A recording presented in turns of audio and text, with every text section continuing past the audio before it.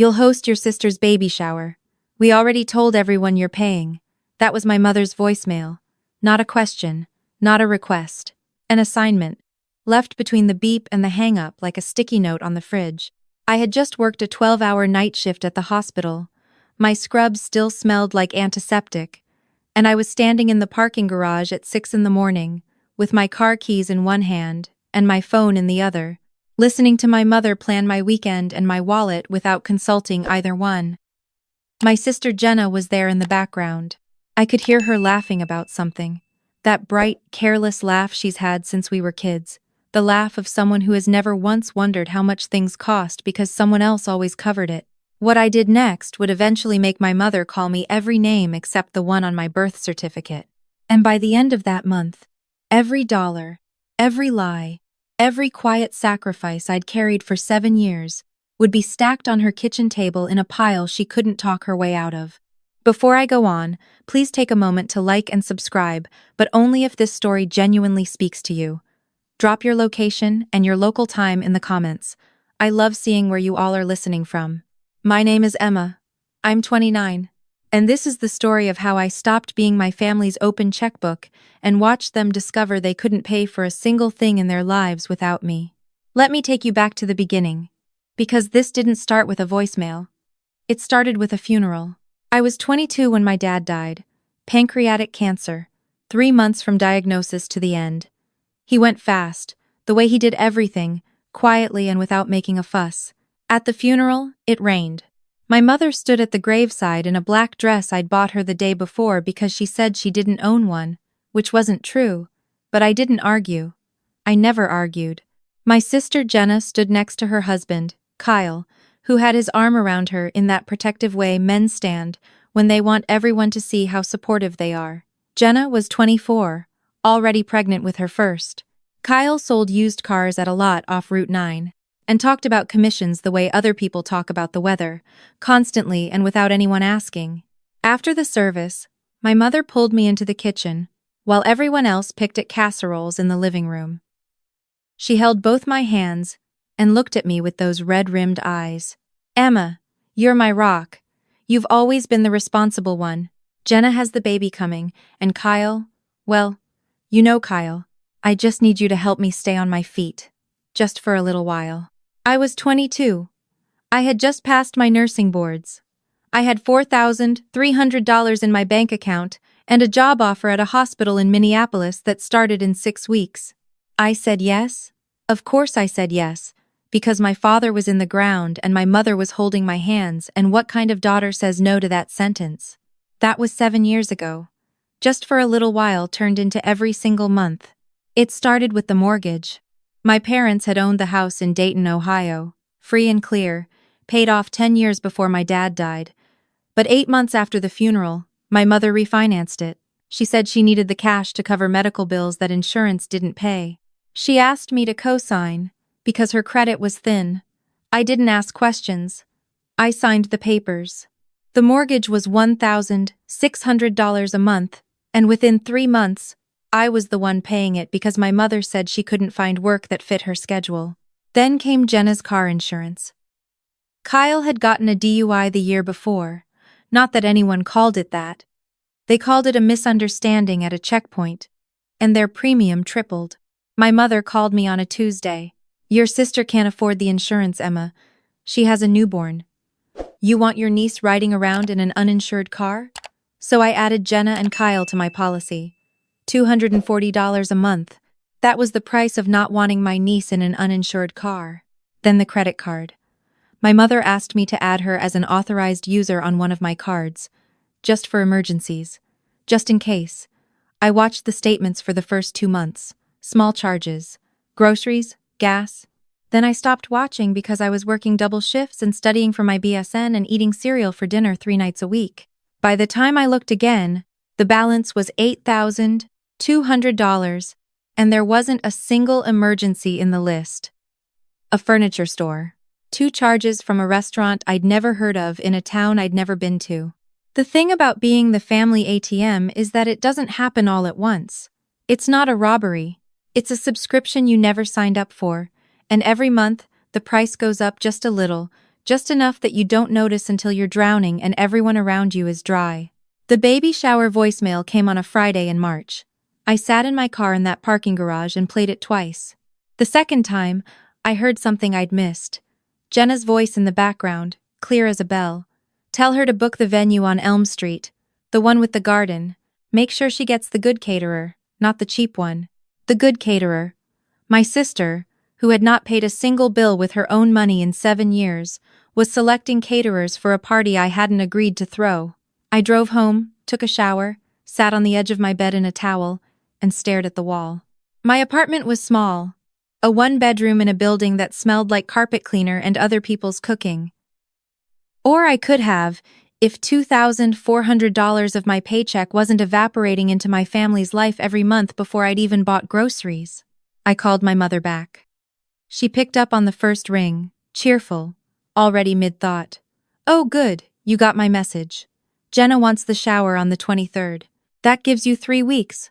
I was thinking 40 people, maybe 50. She paused. "And Emma, don't be cheap about it. This is your sister's 3rd baby. She deserves something nice." 3rd baby. In 7 years, Jenna had 3 children. Kyle had gone through 4 jobs.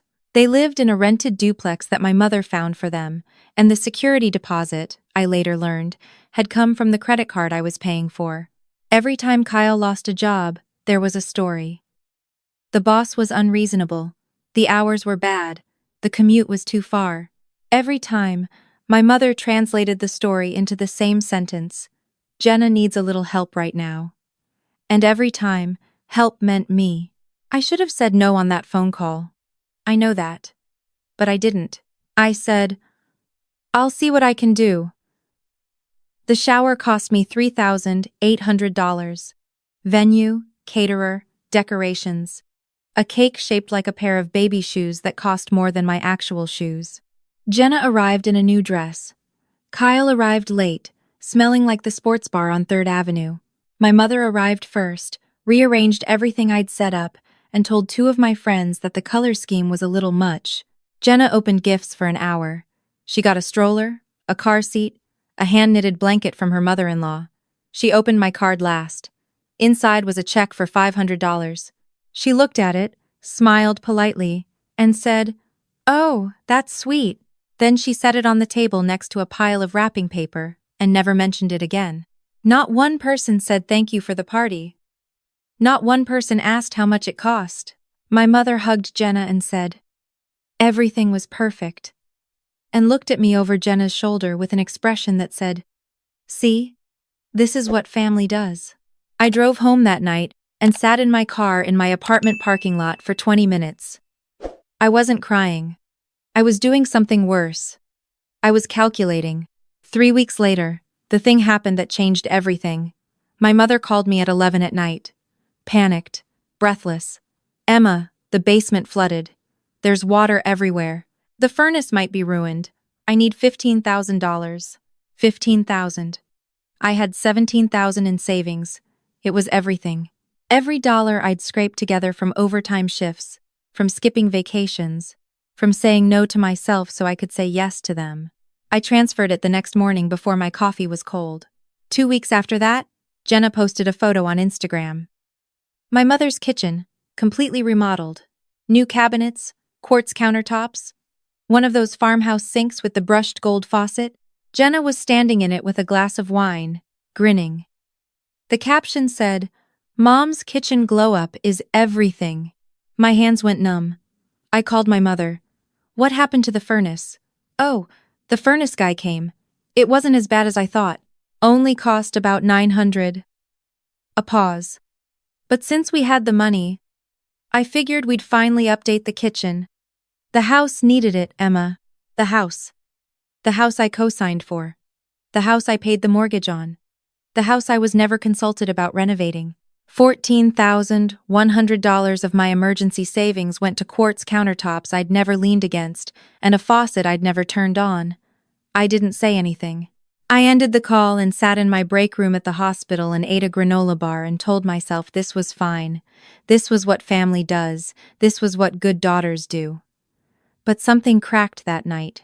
Not loudly, quietly, the way a bone fractures under stress, invisible on the outside, sharp and specific underneath. 4 months before the voicemail, Jenna texted me by accident.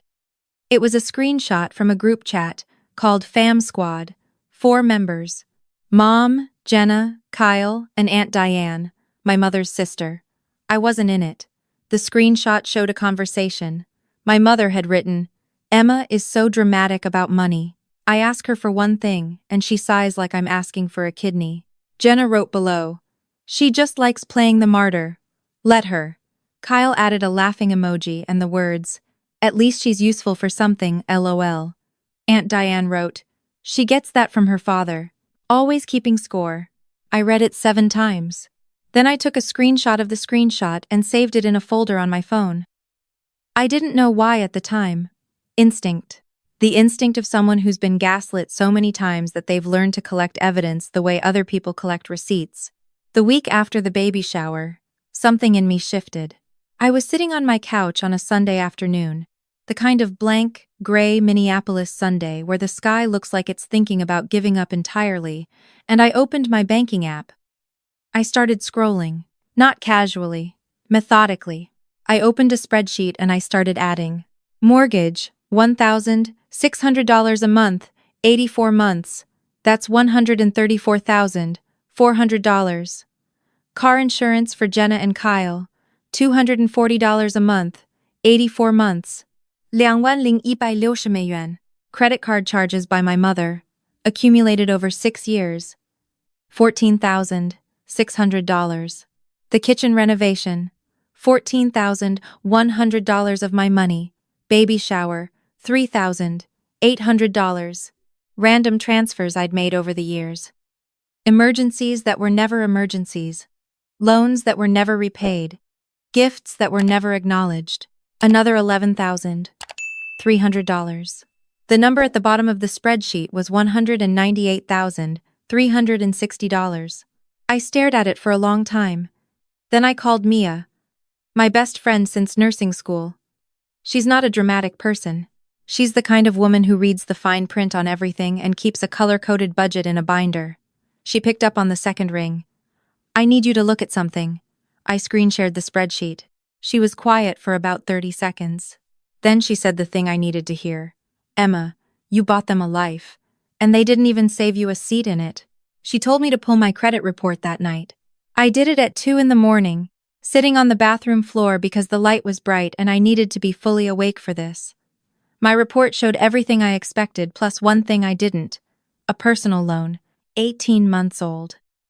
$12,000. Cosigner, Emma Whitfield. Borrower, Kyle Dunning. I had never signed a cosigner agreement for Kyle. I had never agreed to guarantee a penny of Kyle's debt. The balance was $9,400, and 3 payments had been missed. My credit score had dropped 47 points because of a loan I never knew existed. I called Mia back. My voice was calm in a way that scared me. Someone forged my signature on a loan application.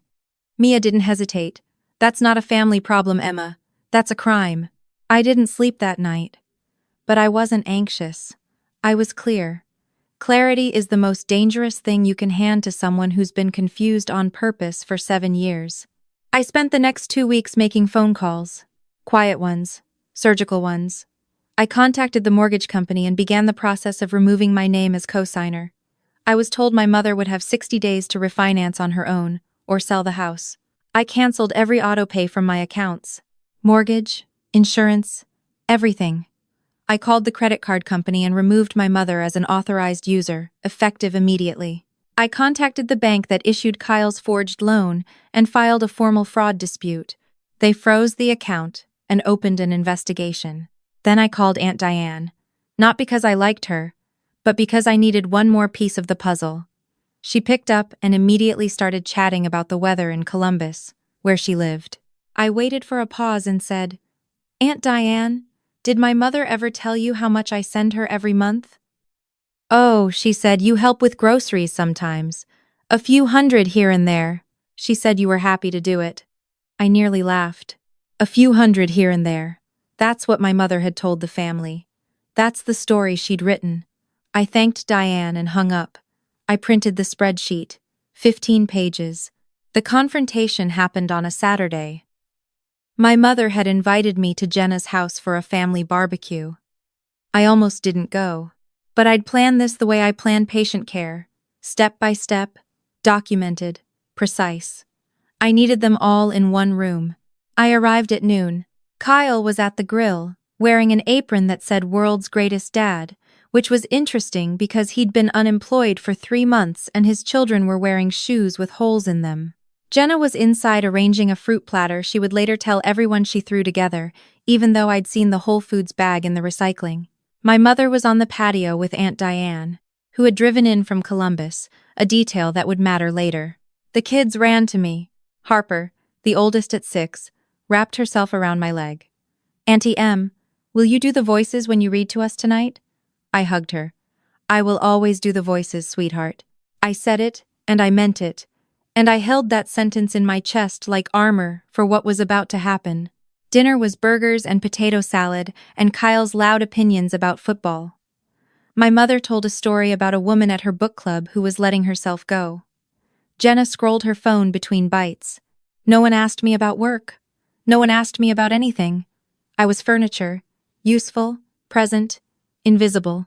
After dinner, after the kids were put to bed, I set my bag on the kitchen table. "Mom, I need to talk to everyone about something." My mother looked up from her wine glass. "About what?" "About finances." A flicker, fast, behind her eyes, gone before it formed. She smiled that smile, the one she uses when she's already decided the conversation will go her way. "Honey, can this wait? We're having such a nice evening." "No, it can't wait." The room rearranged itself. Jenna sat down. Kyle leaned against the counter with his arms crossed. My mother stayed in her chair, posture perfect, the posture of a woman preparing to be reasonable in public. Aunt Diane settled into the corner of the couch, watching me with that expression I recognized from the group chat screenshot. Mild curiosity, mild suspicion. I opened my laptop. I turned the screen so everyone could see it. And I began. "Mortgage payments from my account to yours, Mom. $1,600 a month for 7 years. $134,400. My mother's wine glass paused halfway to her lips. "Car insurance for Jenna and Kyle, billed to my account. $240 a month for 7 years. $20,160. Kyle uncrossed his arms. "Credit card charges made by you, Mom. On the card I added you to for emergencies. 6 years of charges totaling $14,600. The spa days aren't emergencies. The furniture store isn't an emergency. The restaurant in Toledo I've never been to is not an emergency." I kept going. "The kitchen renovation. You told me the furnace was destroyed and you needed $15,000. The furnace repair cost $900. The remaining $14,100 went to quartz countertops and a farmhouse sink. I have the contractor's invoice." I placed the printed page on the table. My mother looked at it the way you look at a car accident, unable to turn away, unable to process. Baby shower I was told I was hosting. $3,800. Various transfers over 7 years for emergencies that were never emergencies. $11,300. Total. 19,800美元. Silence. The kind that has weight, that presses down on the room like a hand on a chest. Kyle spoke first, because Kyle always speaks first and thinks never. "Where are you getting these numbers?" "From my bank statements, Kyle. 7 years of them, 15 pages, highlighted." I placed the stack on the table. Each page landed softly, but in that kitchen, in that silence, it sounded like a gavel. "But that's not all," I said. My mother's head came up. Her eyes were wide. Not guilty, afraid. 18 months ago, someone co-signed a personal loan for $12,000 with my name. The borrower was Kyle. I pulled up the loan document on my screen. My signature was on it, except it wasn't my signature. It was close, but it wasn't mine. I turned the screen toward Kyle. "I didn't sign this." Kyle's face went a color I'd never seen on a living person. Something between ash and rust. "That was just... we needed..." He started 3 sentences and finished none of them. We needed a car. The old one broke down. Your mom said you'd be fine with it. I looked at my mother. You told Kyle I'd be fine co-signing a $12,000 loan without asking me? That particular quiet that meant she was calculating escape routes. It was supposed to be temporary. We were going to pay it off before you ever noticed. 3 payments have been missed. My credit score dropped 47 points. Aunt Diane set her coffee down hard enough that it sloshed. Patricia, she said, using my mother's full name, the way people do when the situation has left the territory of nicknames. Is this true? My mother started crying. The loud kind. The kind that has always worked. The kind that makes everyone in the room forget what they're angry about and rush to comfort her. I gave everything to this family after your father died. Everything. And this is how you repay me? This is what my daughter does? She looked at Diane. Tell her, Diane. Tell her she's being ungrateful. But Diane didn't tell me anything. She was looking at the spreadsheet. Her lips were moving, doing math. Then she looked up. Not at me. At my mother. Patty, she said. Her voice was low and steady. You told me she helped with groceries. A few hundred here and there. This is $200,000. This is someone's entire life. My mother's performance stuttered. The tears kept flowing, but the narrative was losing its audience. Jenna sat frozen, her phone face down on the table for once. Kyle was staring at the floor like it owed him an explanation. I held up my phone and opened the screenshot folder. One more thing. I showed them the group chat. Fam Squad. 4 members. I read it out loud. Flat and factual. The way I chart patient vitals at work. Emma is so dramatic about money. That was you, Mom. She just likes playing the martyr. Let her. That was you, Jenna. At least she's useful for something. I looked at Kyle. That was you. Jenna's eyes filled. She opened her mouth, closed it, opened it again. That was just venting, Emma. We didn't mean it like that. You didn't mean to call me useful for something? Kyle stood up. Okay, this is getting out of hand. You need to calm down. I don't need to do anything, Kyle. Not anymore. As of yesterday, every automatic payment from my accounts has been canceled. Mortgage, insurance, credit card, all of it. Effective immediately. My mother went white. The mortgage? Emma, I can't, the house. I've contacted the lender. You have 60 days to refinance in your own name or sell the house. Kyle, your car insurance lapsed 2 days ago. You'll need to buy your own policy in your own name. He pulled out his phone, tapped, and his face confirmed everything. The loan with my forged signature has been reported to the bank. There is an active fraud investigation. I'm not pressing criminal charges right now, but the loan is frozen and under review. Nobody breathed. 10 seconds of pure, absolute silence. The refrigerator hummed. The kitchen clock ticked. The new kitchen. My kitchen. The $14,100 won. My mother whispered. You're going to put me on the street. I looked at her. The woman who had held my hands at my father's funeral and called me her rock. The woman who had turned that rock into a foundation she built her entire life on, without ever once asking if it could hold the weight. I'm not putting you on the street, Mom.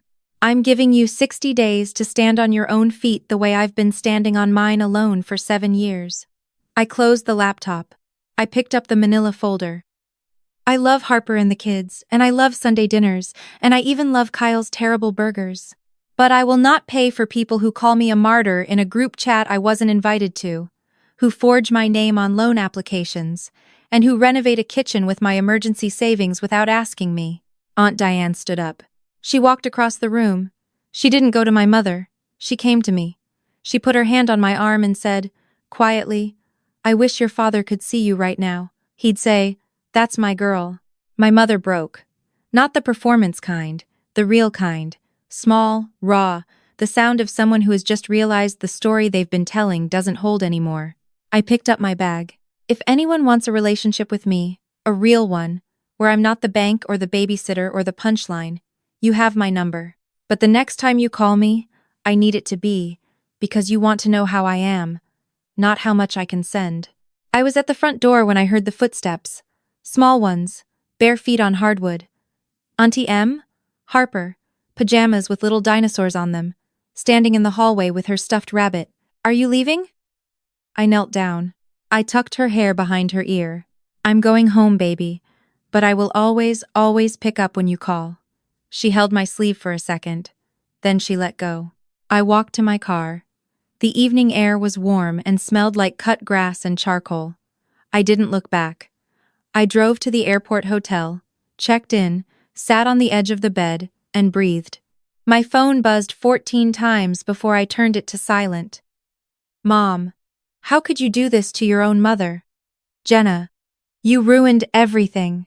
Kyle, you need to fix the insurance situation as soon as possible. Aunt Diane. Emma, I'm so sorry. I should have asked more questions. Call me when you're ready. I read each one once. I muted every thread except Diane's. Then I ordered room service. A club sandwich and a glass of wine.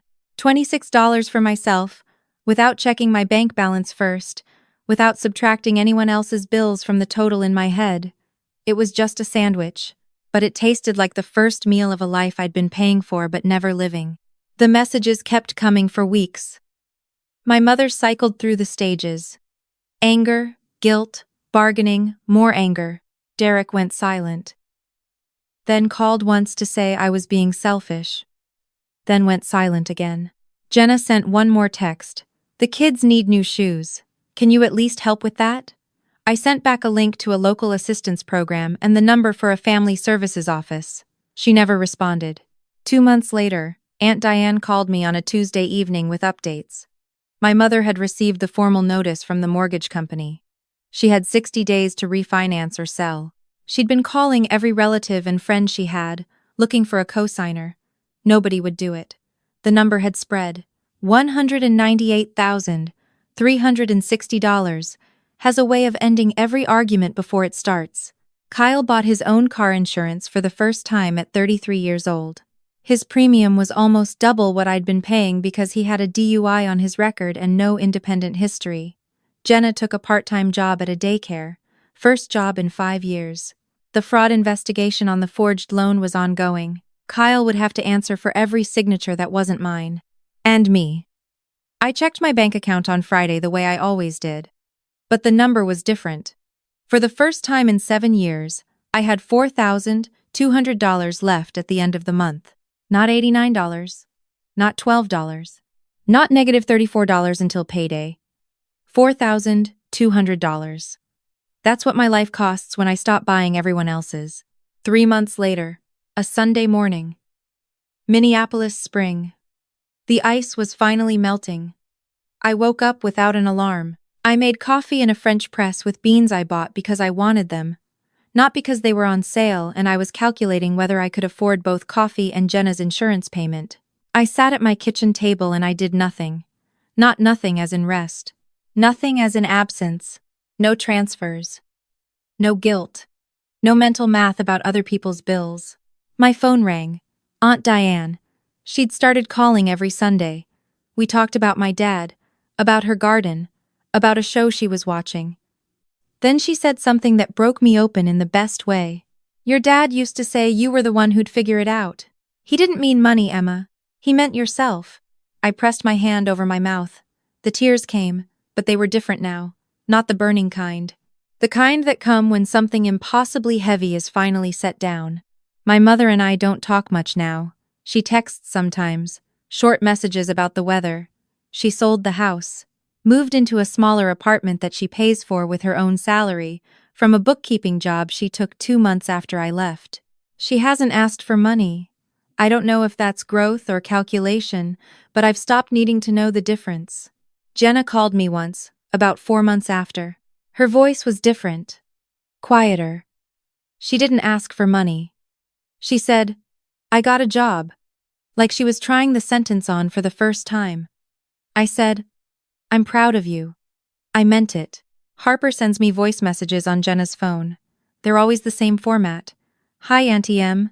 Today I learned about dolphins. I love you. Bye. I save every single one. I'm not rich. I still live in a 1-bedroom. Some weeks I eat ramen. I check my bank account more than I should.